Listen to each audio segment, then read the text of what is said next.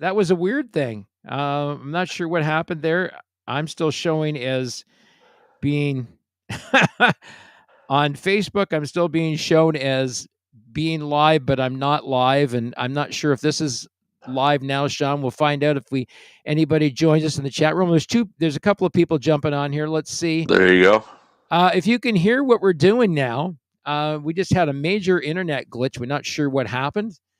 But go to the chat room and say hi or something like that to let us know that you're there, so that we know that people can see that we're broadcasting, because I'm a little concerned that that's not happening. Well, it says we see you. While we're Okay, waiting, good. I've got an announcement I would like to make.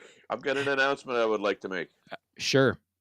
Out here in Dartmouth, Nova Scotia, at the bar Monty Show Bar and Grill, which I play on a regular basis, July 13th, they are going to have Svengali playing in Dartmouth, Nova Scotia for the first time in over 35 years. Wow, that's The cool. last time that they played Halifax was on their first tour for their first album, and my band opened for them, and that was exciting. And guess what? Michelle Ryder and Side Hustle is opening this show. Oh, that'll be fun. Can't wait. It's going to be amazing. This is 2 years in the making. We tried to get it going for them last year, and it didn't work out. And tickets go on sale tomorrow, kids. So what's the date for this thing? July 13th. July 13th. Lucky July the 13th. That's not a Friday the 13th, is it? It's a Saturday. That's a Saturday. Yeah. Well, I have a milestone birthday coming up this year on July the 20th, and I'm not going to say what milestone that is, but last time a buddy and I planned our milestone birthdays 5 years ago, we had over 400 guests show up. Nice. So it was a packed house all night long. The bar closed to the public because there was no room for anybody to come in. Well, that's a good thing, though. I mean, if you get that many people in there, why not close to the public? We know a lot of people. We've lived in this area most of our lives, so we know a lot of people. So tonight we're going to talk a little bit about some of the things that are going on with Spotify. It was an interesting thing because I went to read one of the articles on Billboard, and of course, they won't let you read the whole article unless you sign up. Or yeah, they're paying a subscription. Yeah. It's like, okay, I'm going to go over to see what somebody else's take on this and see if somebody else has got some sort of take on there. But it's the same thing. Rolling Stone magazine's published something on it, and they're like, yeah. Well, we're going to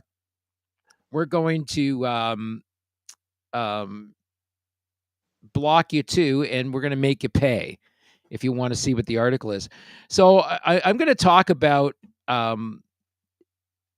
some of this stuff that's been going on. So Spotify decided a couple of things in the last year and launched it for this year. You have to have 1,000 streams before you get paid.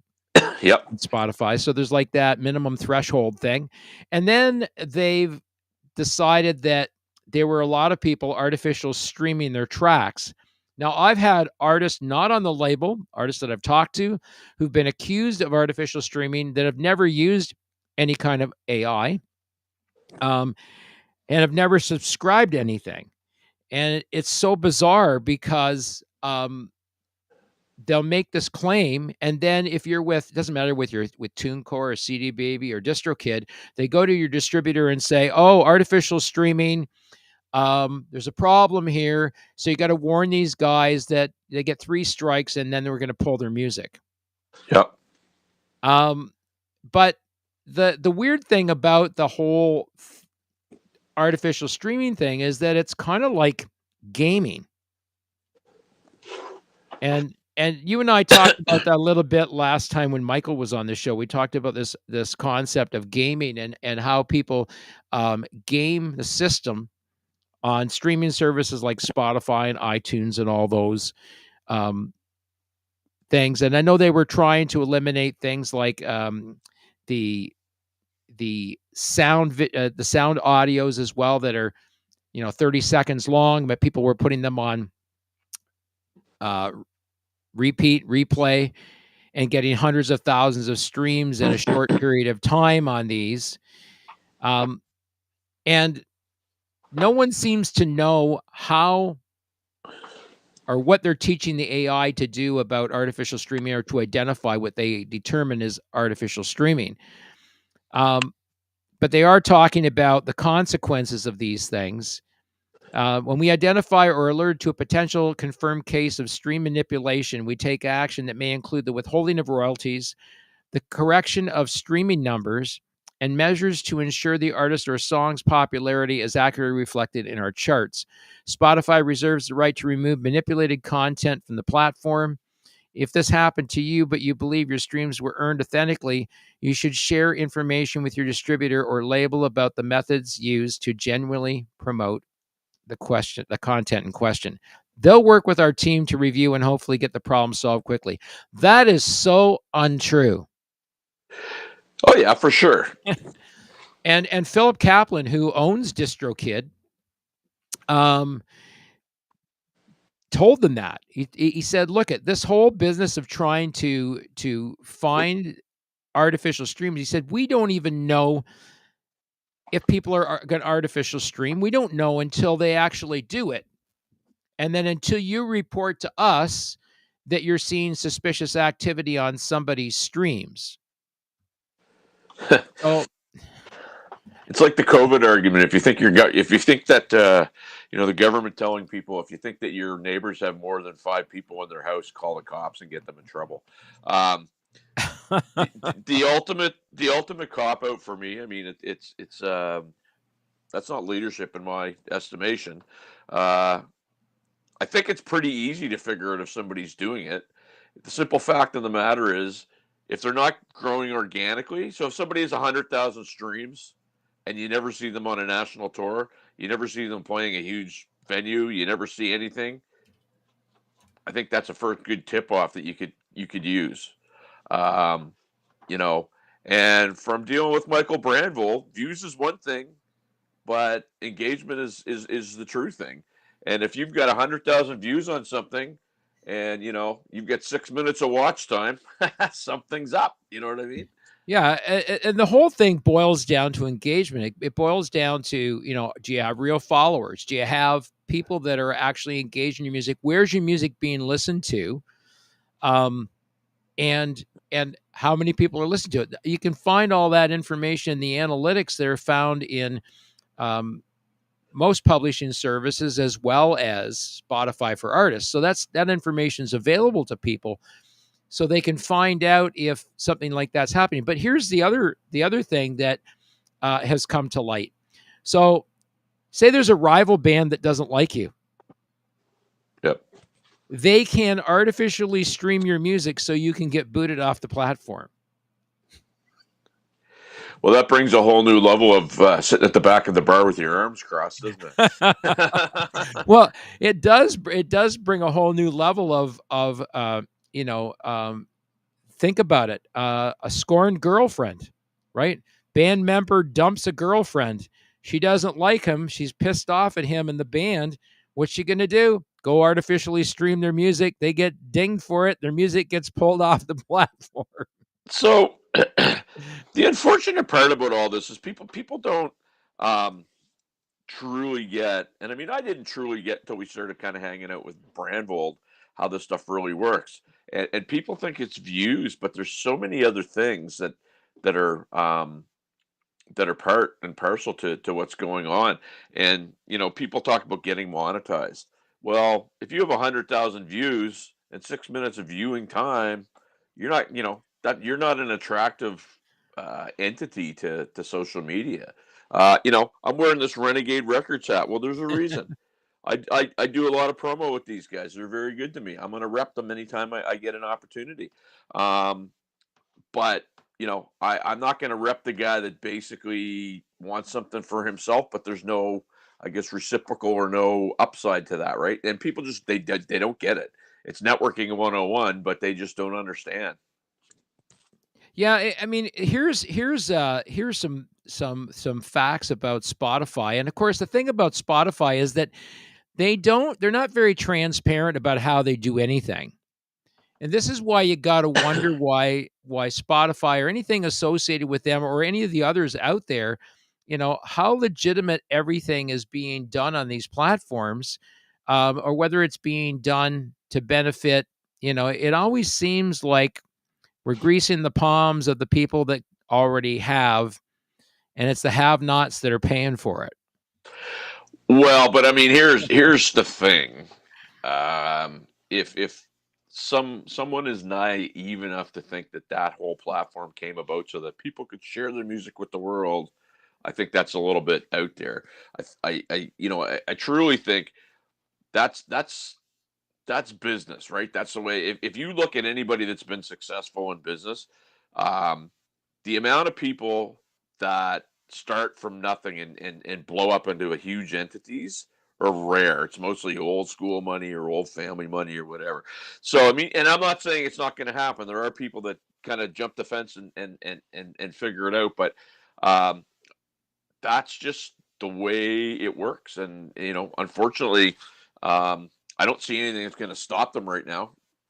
They can continue to do what they want to do and maneuver the way they want to maneuver. And Yeah, so I mean, Spotify comes on board in 2006, right? They become one of the biggest players in digital music, and at that time, people were paying anywhere from $10 to $15 for a digital or physical album, and paying $1 for a digital song. And of course, people were downloading from sharing services like LimeWire and Napster. BitTorrent and Yeah. The latter option was becoming more popular and was putting the record industry in a bind. So Daniel Ek comes with an in between offer and says, we're going to try and figure out a way to compensate those that own music, but they pay the rights holders. And oftentimes the rights holders are the record labels, the major record labels I'm yep, talking about here. yep. So the biggest benefactors of Spotify's deal, in order for Spotify to become a legitimate streaming service, they had to get a hold of piles of music. And so they approached Warner Group, Sony, and Universal Music. And combined, they have an 18% ownership stake in Spotify that nets them hundreds of millions of dollars. Yep. And there's a royalty payment structure, but I've yet to find out what that royalty payment structure is. On our end, we see it as a 16th of a cent per stream, but that also seems to vary based on where an artist is on a tier, what looks like a tiered level on Spotify. So what I'm seeing are jumps in revenue when an artist hits 10,000 streams, when they hit 20,000 streams. Of course, the first jump is at 1,000 streams, but I think there's other factors they're looking in there as well. They're looking at how many people are interacting with the music. They're looking at how many regular listeners the artist has. There's a whole lot of things, but it's all managed by algorithms, which are essentially, you know, AI that's Uh-huh. running the ship.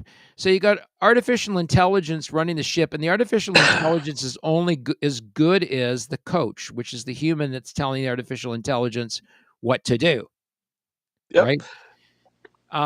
So I guess the question is, how does Spotify payouts actually really work? And to me, a little transparency goes a long way if you want to talk about how people are going to get paid off digital music. If record labels are making hundreds of millions of dollars a year off digital music, it would stand to reason that you could make a decent amount of money. I'm not talking an insane amount of money, but I'm talking a decent amount of money if you had, a reasonable number of people that followed you on a regular basis, interacted with your music, that engagement that you talked about. And as a result of that, you get hundreds of thousands of streams. So the old model. And I started thinking about this a little bit. And I started doing some research. The old model of sign to a record label, get royalties, get residuals, get royalties based upon radio play. It it it in a sense wasn't that different then than it is now. I mean, maybe there was more money being made and it was made different ways, but it's become a big deal because the big players are complaining about the fact that they're not getting the piece of the pie that they feel they deserve, right? Mhm. And so you're getting like Peter Frampton weighs into this whole thing. He's baby, I love your way or whatever, and he talks about how many times it's been played and the fact that he's made 32 grand off it or whatever the heck it was. And that's when people go, okay, if a guy like him's complaining, and then I think there's this kind of wildfire sort of thing, and everybody jumps on board. If you look at the old model, though, and I mean, Ken, you and I talk to guys all the time. They want an old school, old model record deal. I had one of those. Why do you want that?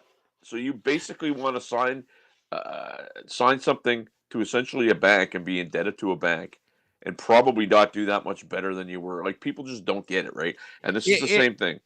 it's almost like the broken part of the old record system, the old system of music has come over to the digital world and infected the digital world with its virus. Yeah. Because when you look at some of the payouts here, for example, you know, uh, people were saying to Daniel Eck, you got to find a better way to help artists, and he says, well, part of our process is to help artists to do well. Um, but in the last few years, the number of musicians making money on the platform has grown. But in 2020, so this goes back 3 years, right? In 2020, the number of recording artists whose catalogs generated $50,000 or more on Spotify was just 13,000 artists. Hmm. Okay. Now, think about how many artists there are on Spotify, Yep.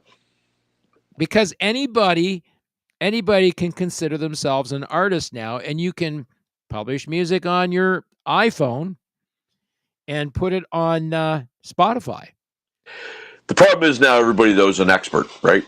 Everybody knows how it works. Everybody knows, I remember I was working with another label, and one of the artists was basically who hadn't really done anything, is lecturing somebody about when you're supposed to post stuff because it's the best, most optical time. And I'm going, and you're based upon that upon your numbers or what you're reading, right? And it's so everybody's an expert, so you're dealing with that. Think about the days back when Motown was going, right? Diana Ross, and you hear stories about some of those artists like making nothing off records because it all went to the labels, and really, has that part of the business changed? No, and like I said, they pay the rights owners. So the rights owners in many cases are the labels themselves. The cool thing about what we do, which is much different than any traditional label does, is that we don't own the rights to our artist music. They own 100% of the rights to their music. We share those rights with them for the purposes of distribution and all the other good stuff to get it out in front of people. But at the end of the day, they own 100% of everything. And they're really, you know, at the helm of the ship. They get to decide how things are going to go moving forward. Now,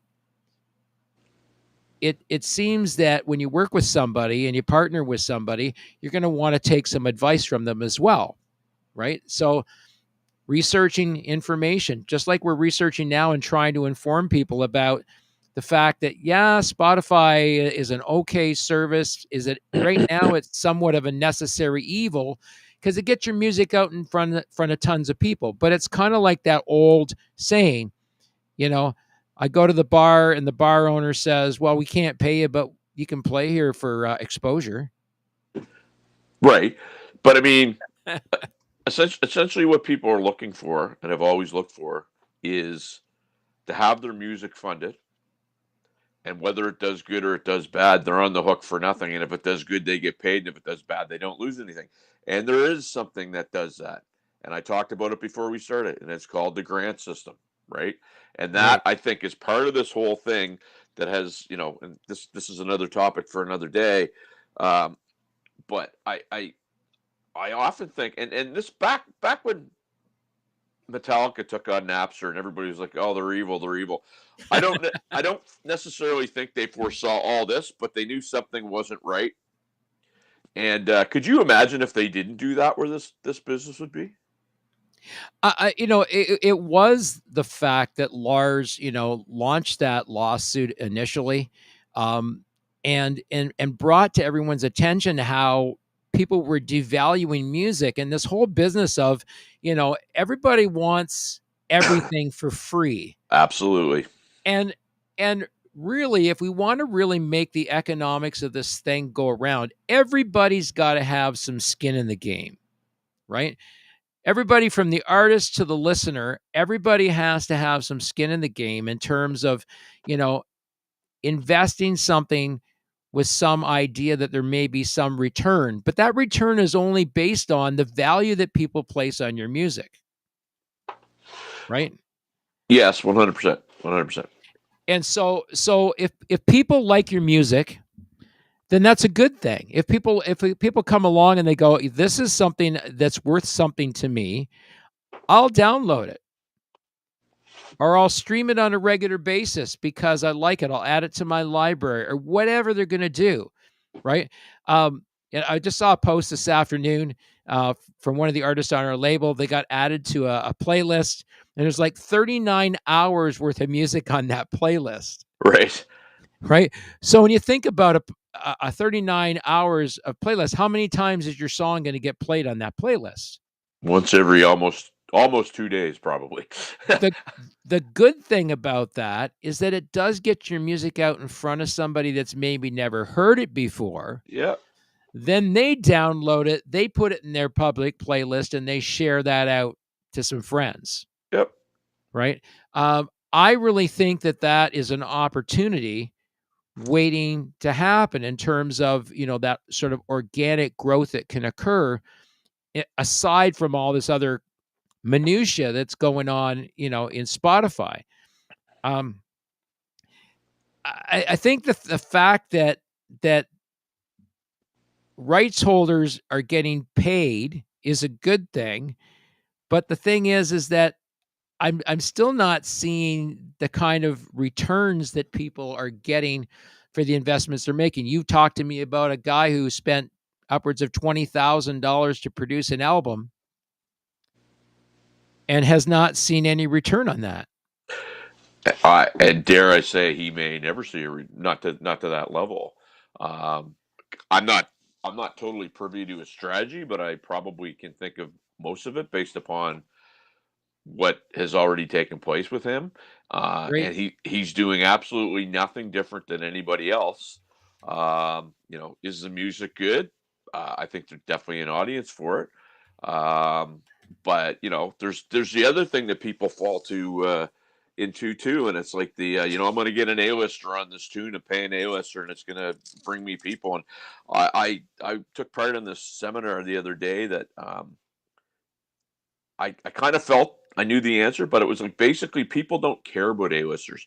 Artists think they do. And the whole thing is if you're going to pay an A-lister, do it because you want to play with them. Because for the most part, other than if it's a collaboration with a superstar, nobody cares that you got the number one guitar player in your town playing on your tune. They just don't care. Yeah, and I think the thing is that it depends on who owns the rights to the streaming catalog. Because if the label owns the rights to the streaming catalog, it's quite possible to squeeze the artist out of the equation altogether. Yeah, and I mean, there's other things. So my buddy Carl Anderson jumped on, and I had sent him a message last week. I won't say who it is, but there was uh, an artist that was fighting with another artist, and it was over that. It was over royalties, and I didn't know. I kind of know both of them individually, and my question to Carl was like, "What's this about?" And he was like, "It's about royalties about a band that basically nobody knows about or nobody cares about or what." But to them, they're fighting over something.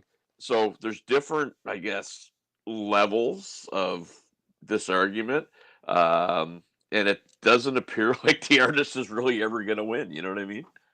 Yeah, I mean the ones that are, I mean it's no secret that the winners are giant labels like Sony, Yep. who've bought up just about anybody and everybody they could buy up. They bought up all these small labels, and all these small distribution companies, and I mean they have such a huge portfolio of artists and songs that the micropayments that they receive add up to a lot of money. Yep. Um, but those guys, and you know, I'm not going to pick on big labels. I mean, they've been around forever. Are they still a thing? They are. Uh, but they've kind of been in the ivory tower. And I'll give you an example. Um, when we started Barstools and Band Talk, almost it'll be 4 years ago in April, we had approached a group about us doing something at one of their award shows, and we were told, "Oh, you're just about cover bands and bars," which I think at that point we had covered maybe one bar, maybe two cover bands, and everybody else was original artists from Atlantic Canada. I Right. got a message today about a record label guy who's been talking about what I do for 2 years, but he's like, "Yeah, well, he's all about cover bands and bars," and I'm sitting there going, where are you getting?" I interviewed Leland Sklar, who's got a movie coming out soon. I've interviewed, uh, all kinds of people that aren't cover artists and don't play bars anymore. Why don't you just tell me you're not paying attention? Because that's a better answer, and that's what I think happens at that level. Well, Um, sometimes people don't know you either. They sometimes don't really have, a clue of what you're all about. It's the same as, what I posted that thing about on Facebook this past week about, um, you know, paying a promotion company. And these promotion companies have these sponsored ads all the time on Facebook. They're on Facebook, they're on Instagram, they're on X, and I constantly see them in my feed. And I think it has a lot to do with because my business is advertised on all those things, but it's all organic advertisement. I don't pay to advertise anything. I never buy likes. I don't do any of that artificial stuff. And yet I see these feeds and people buying into it. And yet Spotify is saying on the other side of things, they're doing all kinds of things to protect against artificial streaming. And they're saying that all of these services that are advertising on Facebook and Instagram and all of these platforms, um, are not legit.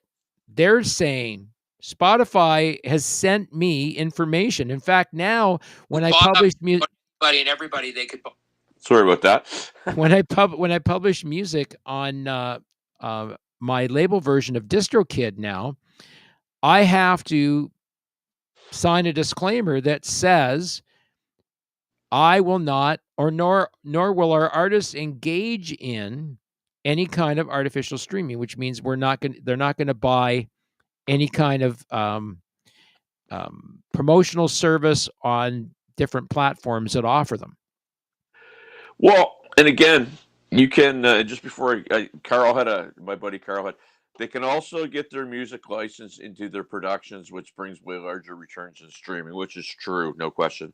Um, you can tell when this stuff is going on, and the reason is because, and this drives me bananas. So I don't know if you can see this or not, but I'm gonna give you the lowdown. This went 60,000 views in 1 hour. It was in Timmins, Ontario, and it was a pizza shop, and it said the dining room will be closed due to unforeseen circumcisions instead of Right, circumstances. that's right, that's right. Right there, you go. That New gets way to you get the new way to cut the pepperoni. right. I'm gonna go there for a slice. Right, everybody, whatever. Uh, that got 60,000 views in an hour. Right. So what does that tell you about what are people looking for? That. So, which leads to the next thing and the next thing. So if you've got 100,000 streams of something and it's crickets, you can probably put your money on the fact that they're buying views or buying likes or I've got to know this game so well in the last 4 years, and it's I was watching just before, I came out here to the studio to log on tonight. I was watching a short video on Instagram, and it was, 2 raccoons jumping to catch bubbles. Yeah. Somebody with a bubble gun and these Yeah. raccoons. 1.5 million views. Oh A yeah. 1.5 million views. Yep. I'm like, oh my God. I mean, are we that bored? Are we that bored that we have to have stuff like that to entertain us? I mean, it's just so freaking crazy. I And think the answer is yes. I mean, look at I did a post and um so I've not watched hardly any football this year. I'm a Giants fan. I'm a Dolphins fan. I'm not even going to bring it up. I'm not going to say any names, but everybody knows what's going on. And there was so many uh, things about it where men were taking shots and women were like, "I can't believe you're doing it." Finally, I was like, "Just don't watch. Don't watch." I did not know the scores of those games on Sunday till 10 o'clock Monday morning because I didn't watch. And um, my message was, guess what? You guys are going on there lighting these people up. The NFL doesn't care. The people that you're lighting up don't care. So Yep. take 1/30th of that time and put it in your own life and watch what happens. And that's that's what's going on. People they're so caught up in other things that are not helping them. And people are catching on that and they're becoming successful. And I mean, I can go on a big rant about that, but I just know this game so well now. Yeah, I mean, and yet here we are. Here we sit, um, preaching the gospel about independent music and why people should value it. And to me, art has a value, and what we're offering is something of value, and we believe that artists should be properly remunerated for that art. And so, I mean, that's one of the reasons that we're building the streaming service that we're building for independent music, um, to give independent music a place to call home where your music isn't buried under 60,000 tracks that are published the next day, Right. and where your music has a chance to breathe and where it sits alongside everyone else. So, you know, as we sign or as we bring on artists that are more and more famous or more and more well known than artists that we have on the label that are less well known, no one's going to get a different treatment. No one's going to get a different contract. No one's going to get a different deal. Everybody gets the same deal. What concerns me about Spotify, which was created to solve the problem of privacy. I mean, that was the pitch that Daniel Ek made to his investors. It was the pitch he made to the public. It was the pitch he made to artists. That was one of the reasons he got the record labels on board and interested, because we're going to make um, file sharing legal, and we're going to pay you for it. You're going to earn more money than you made while these artificial streaming services were alive. And I guess that's a that's a good thing that was supposed to happen, but that is not how it's gone down. Yeah, I mean, the only thing is a record company's, and I may get in trouble. It's not set up for people to put their music out. That's not. It's set up to make money, right? And so Spotify really is set up to make money for those people that we had talked about that are part of this elite club that very few are part of. So what you have to do, and again, my buddy Carl is on fire, but I think he nailed it. Artists have to get away from constantly bombarding people about them. Today's fan needs to be engaged. They want to feel connected, not sold. Show them the crazy raccoons, but brand it, and that's where people are missing out. And he's 100% correct. It's a great idea, Carl. I mean, it's an idea that is maybe it's time maybe something like that happen for sure. I Well, mean, why do people get look at behind me, all the Kiss? Why do people get wild at Kiss? Because Gene Simmons brand at the dollar sign. Everything that um, they do it with an idea to get a return on it. I got a copyright strike on a song that was playing in the background. It wasn't even part of what I was doing, and it's like, oh, go ahead and post a video. You're not going to make any money on it.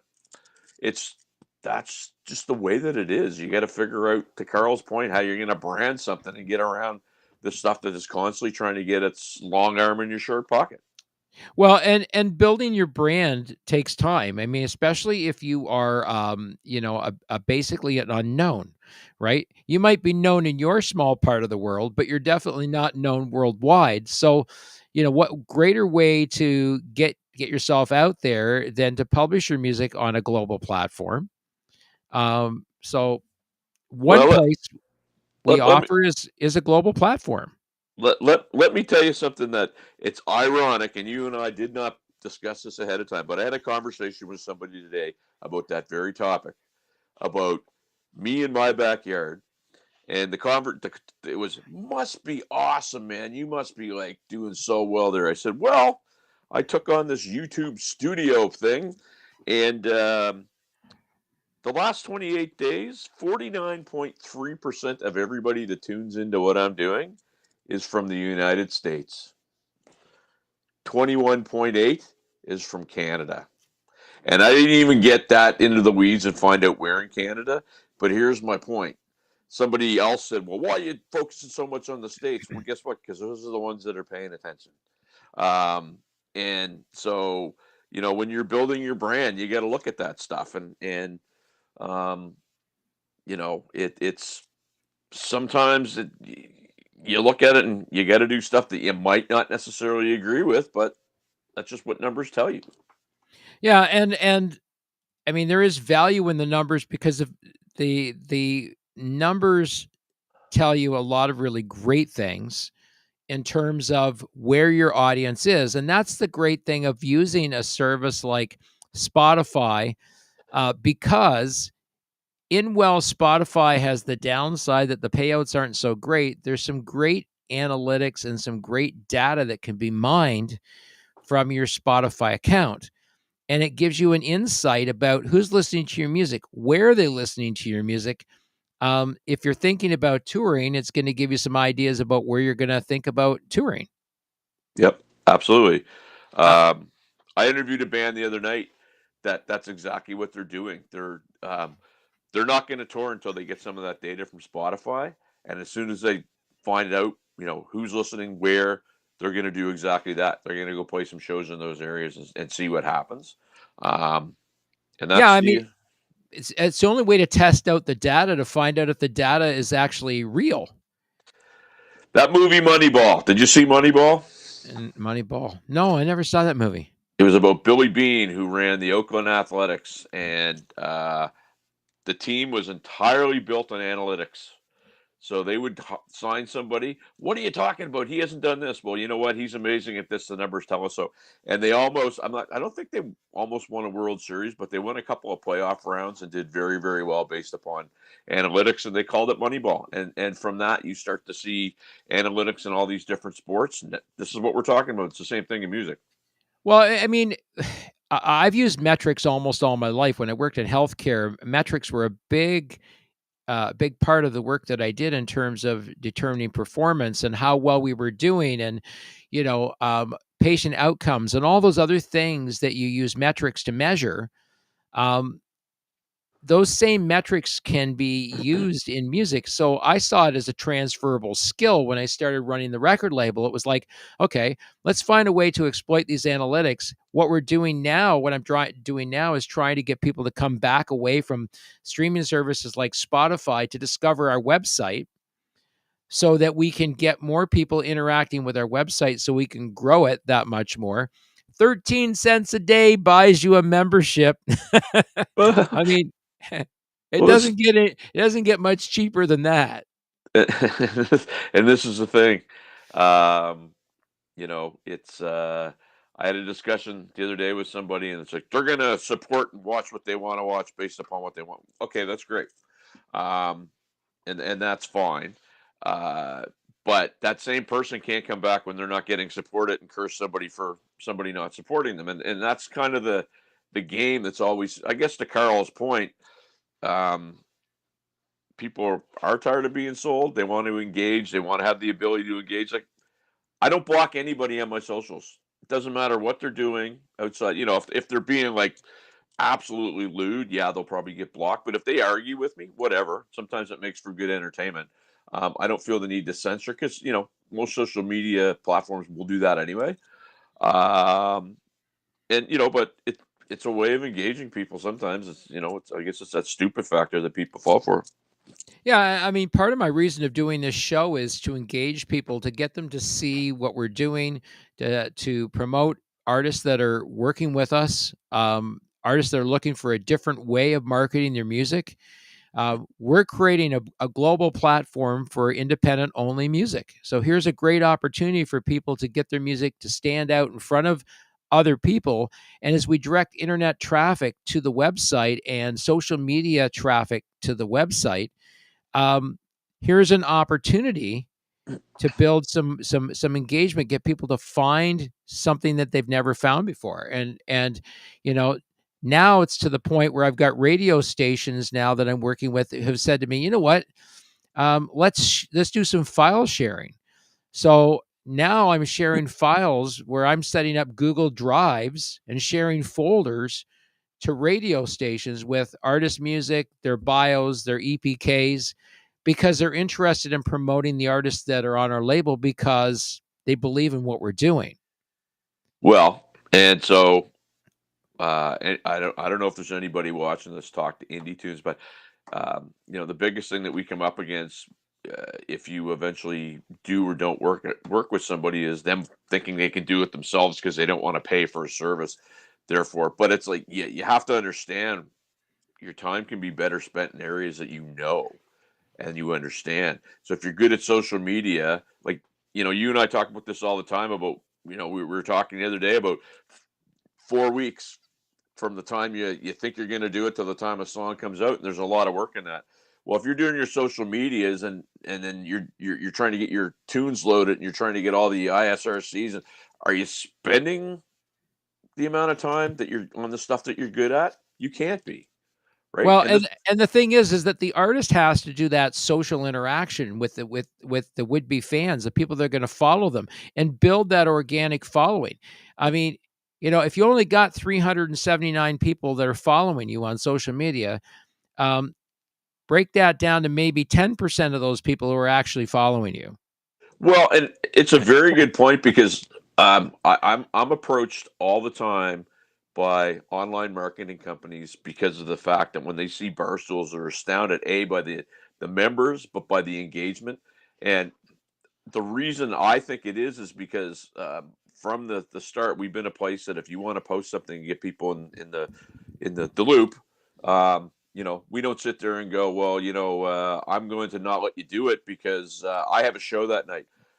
If you have a show and I have a show and you want to post in Barstools, I'll let you do it. And somebody's like, well, that's crazy. You're promoting somebody that's competition. Well, no, they're not.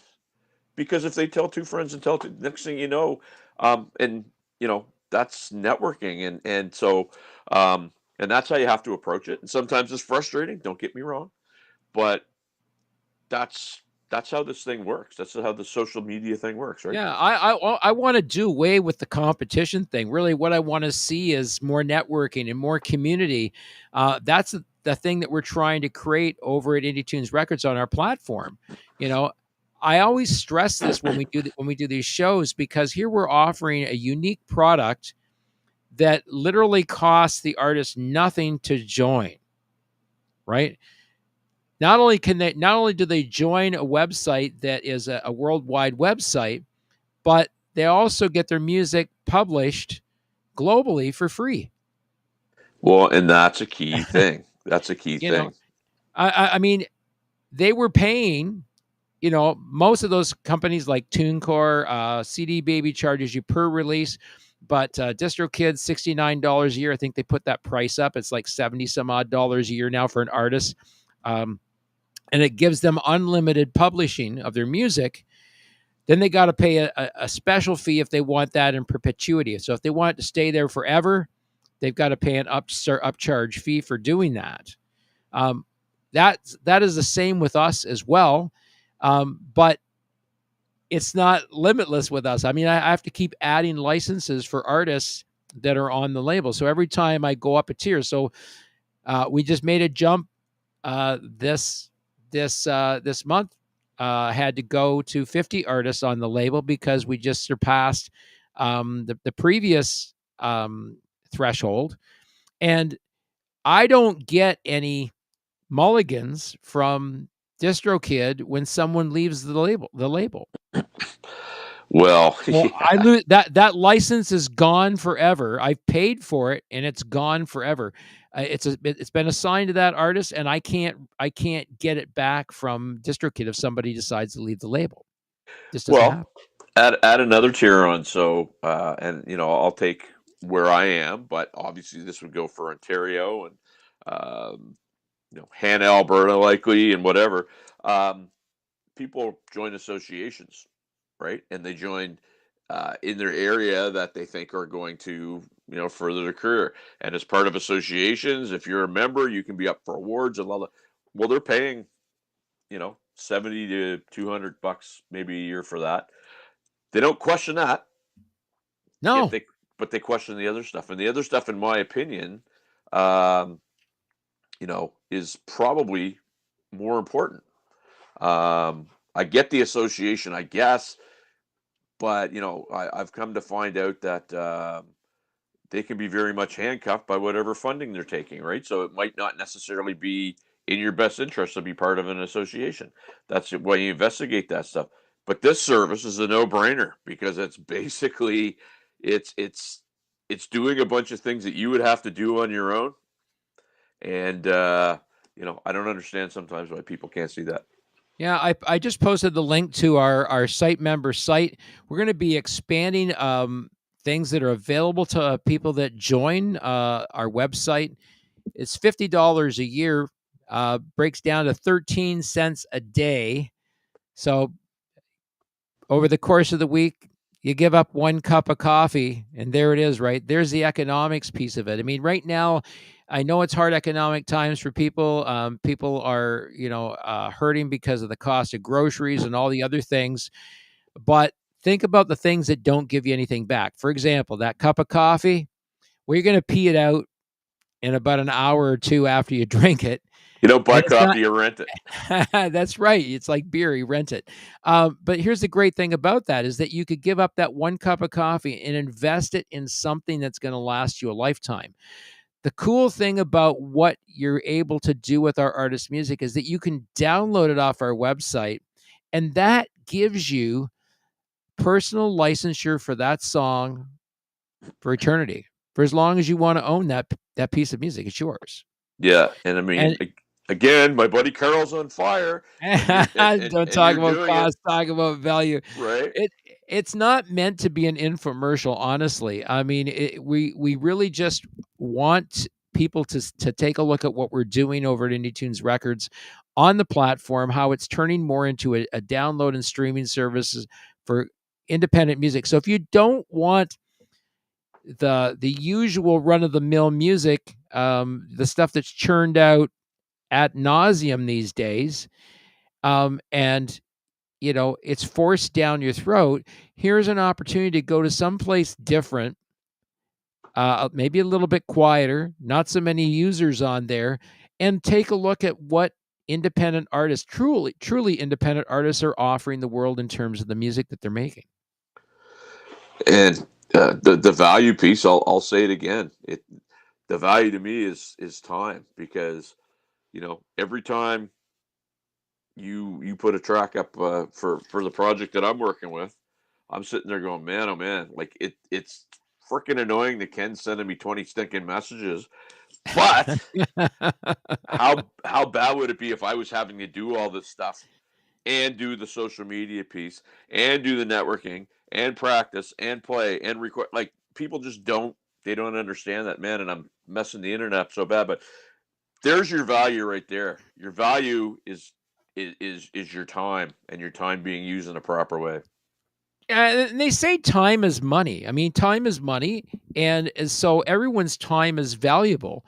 You and I went through this whole thing um, because it was like the first, second time that we've done this. But as we get into a rhythm of releasing music, things are going to flow a lot smoother because now you know what I need every time we do a release. Sometimes people need to be reminded what I need, and sometimes I'll just do a quick phone call to people. And I did a phone call with a band the other night. They're releasing an album this year, and I think we're going to be doing a release every 6 weeks with them because they got the whole album recorded. And it took like 10 minutes for me to go over what they need to do to get ready for this release.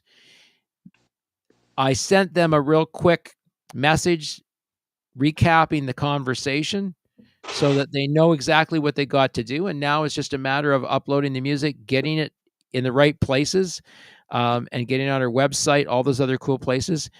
What is Carl saying? Let's read. Let's put this This up I here. read. This is actually very cool, and we should touch upon this. So essentially, what he's saying is, he wants to hear about the last three people that were signed, or the most recent, and how they came to be part of Indie Tunes Records. Sure. So Boiler Beach, for example. Okay, so Boiler Beach sent me a submission. They sent me a label submission, and they were interested in what we're doing and how we might help them to expand their reach. They're a busy party band that plays in, I guess, what I would call mid northern Ontario, and they um, they sent us music. I sent it off to you and to Brent to listen to. You guys sent it back, and they said, "Man, that is a real cool genre of music that you don't currently have on the platform. So here's something new to add of value." And it's a band that was already doing pretty good. I mean, their first few tracks have 20,000 streams each plus, and they've done really good on their own. But like most people, they come at it from the point of, you know what? We only have so many hours in the day, and we need to be able to expand our reach. And here's an opportunity. Let's take a look and see what we can do beyond what we've been doing. And there's the value piece. Uh, Yeah, one that I'd like to throw into the fray is a good friend of mine, George Wolf. So George is a country artist who that's right. George is coming on board the label. and George is a guy who, the first time I met George, he absolutely freaked me out. He's a bass player that plays left-handed, but he plays a right-handed bass, left-handed. And he'll tell you that what happened was he used to go to a lot of house parties when he was younger, and he had to learn to play that way because he didn't want to take an instrument and whatever. George, he sent me a messenger, and he said, "I want to figure out how I get my music out to, not just for me to use, but other artists and publishers." So I said, "Why don't you talk to Ken?" And I floated him your way, and you guys had a chat. And next thing you know, there's George. Um, George is a gentleman that still plays a lot of shows. He's probably doing, I don't know, 10, 15 shows a month. But he's also to the point where he wants to do it for fun, and he wants his music to start doing some work for him. So that's how he came about.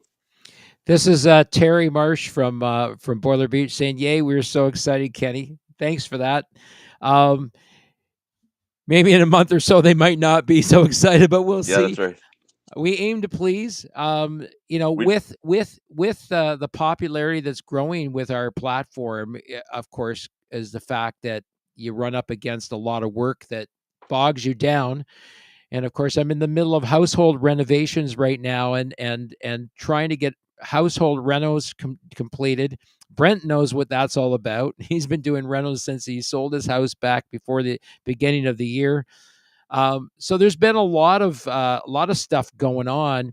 Um, Visions of Morpheus, another prog rock band that's joining us. Jeff reached out to me. I think I can't remember if somebody referred him over to me or whatever. But next thing I know, I'm listening to their music. I sent you guys the links to it. You guys saw the video. Brent said how well produced the video was, and of course, if you listen to the shredding on that song, it's actually insane.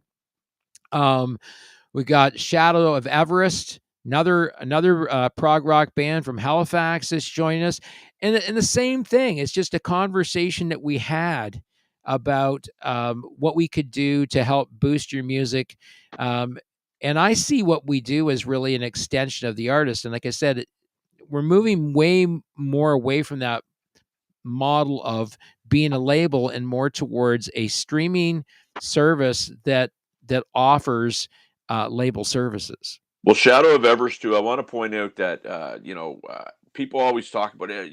Music being like quick and instantaneous, and and that type of thing. I saw that band over 2 years ago. I was playing a festival that they were on, and I had played the Friday night, and I was kind of milling around. They do this huge, beautiful campground called Fox Mountain in here in Nova Scotia. Friend of mine said, "You have to go see Shadow of Evers. They're amazing." And I'm like, "Yeah, okay, whatever." I went down, I saw them, and I was absolutely floored. I went to them afterwards because I was working with another label. I said, "I have to do something with you guys." Um, that didn't work out there just for whatever reason, but they're good guys. I see them all the time. And so when this opportunity came up, I was just like, "You got to talk to Ken." I'm Um, glad it didn't work out there. I'm glad it worked out with us. And these guys have their we own hot sauce, they've got their own hot sauce. They got like 3 albums out. right? I know they're recruiting a new guitar player right now. Yep.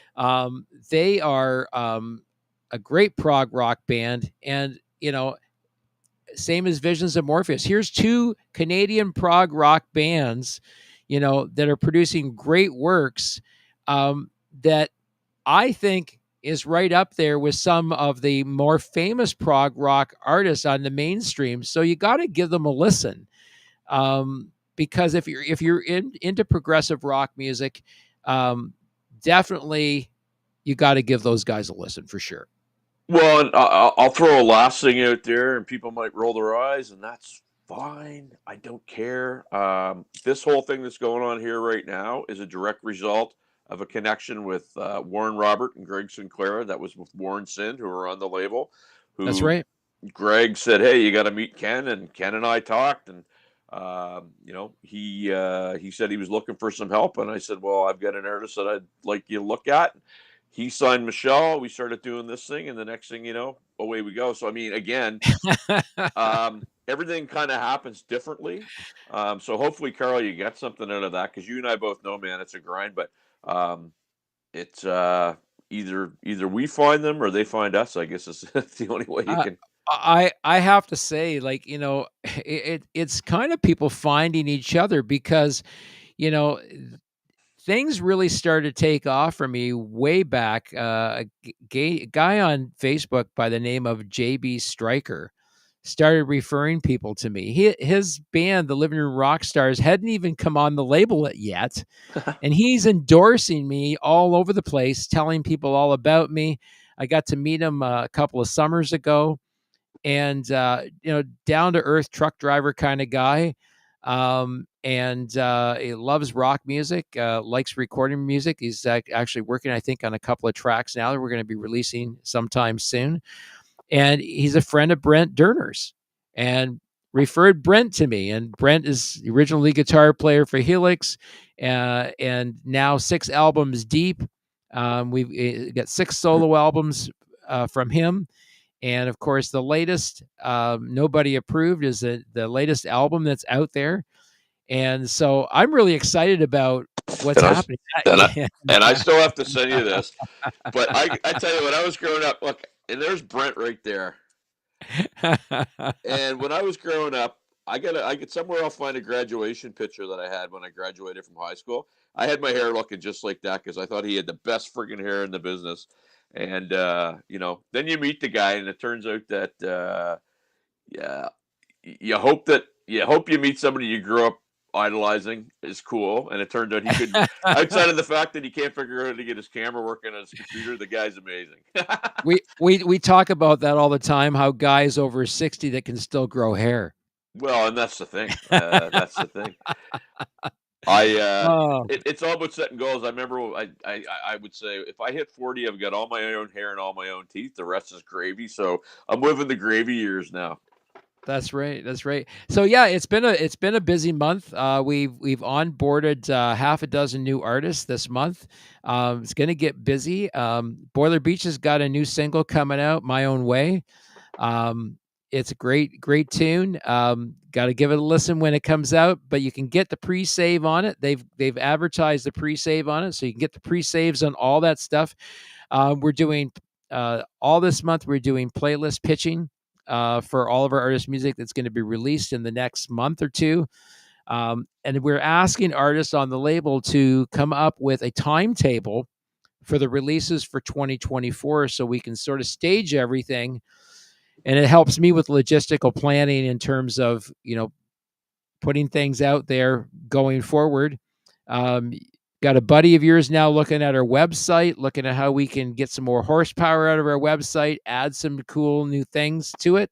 And we're Well, actually he's not just a buddy; he's the producer of Barstools and Band Talk. Sorry, Rim Shots with Sean. So I mean, he's really. I do the interviews and I do the yakking, and he actually makes it look like a real thing. So that's Jason McCorson, and he's awesome. right. Jason is a great guy, and I'm really glad he's looking at the website, seeing what he can do to help us to improve it. We're going to be looking at a self-publishing model on our website for our artists. It's going to free up a little bit of my time. So once we greenlight the artist, we just provide them with a template for publishing directly to our website.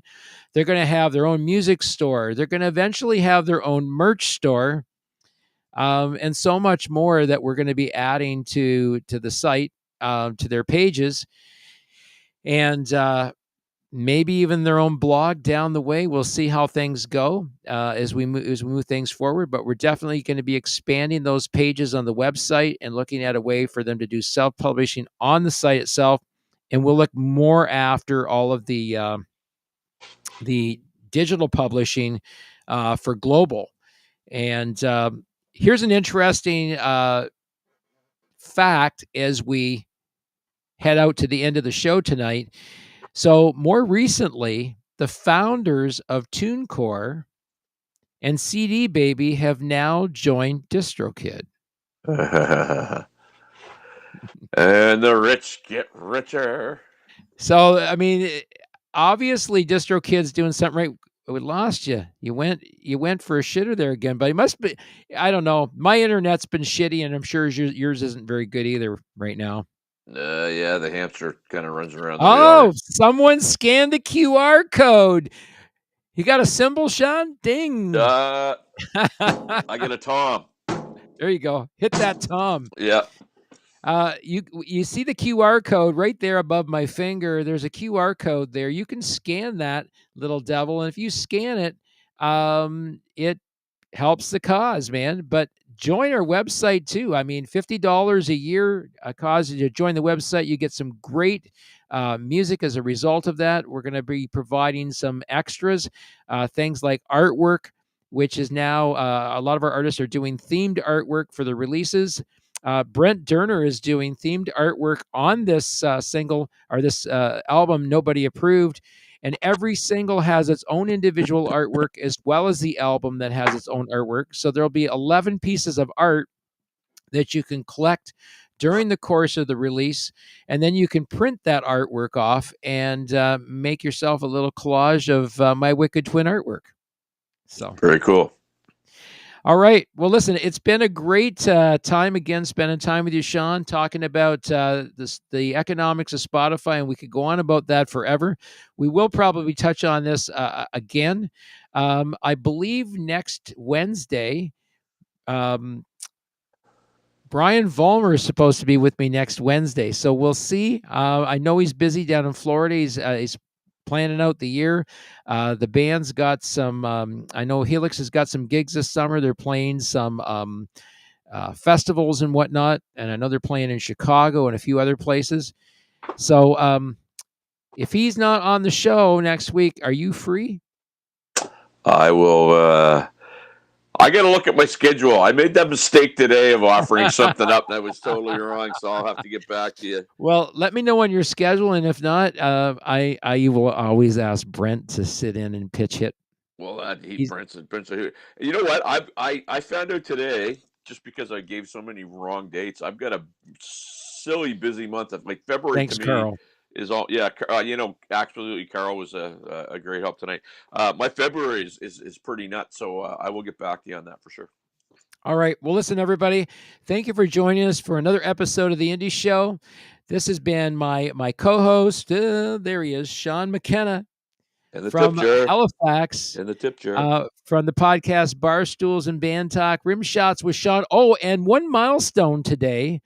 We got 300 subscribers on our YouTube channel. Yes. That's Thank you, exciting. Sean, for continuing to push that. Our goal is 1,000. And if we get 1,000 by the end of the year, great thing. You're going to see a lot of really cool stuff coming out in terms of video publishing as well. We're doing a different type of video publishing for artists now, putting their videos directly on Vivo and on iTunes and all streaming services that will accept video. So if you're making video, here's another opportunity for you to get your videos published on different platforms where you can continue to earn money. Make sure that your music is coded. The music you use for your soundtrack is coded appropriately, especially embedded with your metadata and your ISRCs. You want it done right? Send it over here. We'll take care of it. All right. Thank you for people for joining us this week. I am Kenny, and you are not. This has been the Indie Show.